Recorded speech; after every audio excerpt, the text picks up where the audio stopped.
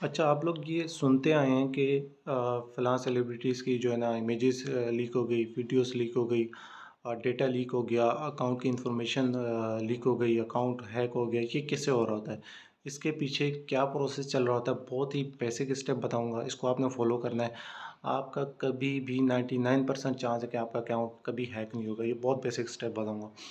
सबसे पहला स्टेप ये कि कभी आपने किसी ऐसे लिंक पर क्लिक नहीं करना, जिस लिंक की कोई इन्फॉर्मेशन आपके पास ना हो, या वो लिंक आपको किसी ऐसी अनवैलिड जो है ना अनवैलिड जगह से आपके पास आया हो और आप उसको क्लिक करके कुछ देखना चाह रहे हो, तो उसको आपने क्लिक नहीं करना। उसके क्लिक होने पर नुकसान क्या होगा आपको? क्लिक होने पर क्या होगा कि एक फ़ाइल डाउनलोड हो जाएगी आपके सिस्टम में या मोबाइल में, जो फ़ाइल आपको नज़र भी नहीं आएगी। आपको नज़र नहीं आएगी लेकिन वो बैक एंड पे प्रोसेस चल रहा होगा, प्रोसेसर पर प्रोसेस चल रहा होता है, आपको नज़र नहीं आ रहा होता।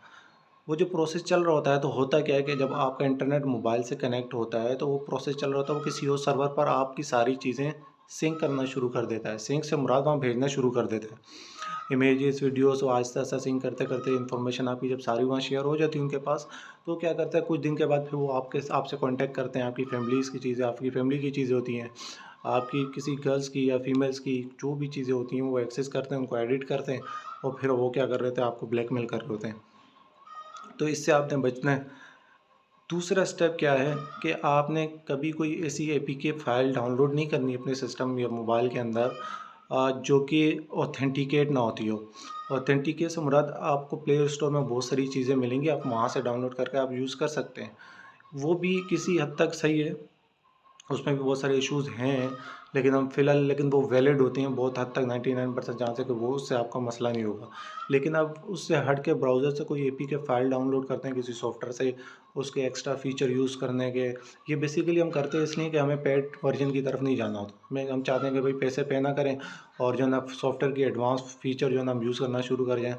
तो फिर वो फ्री में जब हम करते हैं, क्या करते हैं, एपीके फ़ाइल जाके डाउनलोड करते हैं, उसको यूज़ करना शुरू करते हैं और हम खुश हो रहे होते हैं कि यार हमने ज़बरदस्त काम कर लिया और जो है ना हमें फ़ायदा हो रहा है, हम मज़े में, हम दूसरों को भी बता रहे होते हैं भाई ये डाउनलोड करो, हालाँकि हमें ये नहीं पता होता, हम दूसरों को भी उसी खड्डे में धक्का दे रहे होते हैं जिसमें हम खुद गिर चुके होते हैं। तो वो भी बैकएंड पे यही काम कर रही होती है कि आपका सारा डेटा शेयर कर रही होती है और बाद में फिर आपको ब्लैकमेल करना शुरू कर देते हैं। तीसरा ये कि आपने अपने ब्राउज़र के ऊपर कभी ऐसी इन्फॉर्मेशन सेव नहीं करनी जो कि आपकी बहुत ही वैलिड इन्फॉर्मेशन हो या बहुत ही सिक्योर हो, या कोई क्रेडिट से रिलेटेड, क्रेडिट कार्ड से रिलेटेड होगी, आपके अकाउंट से रिलेटेड होगी।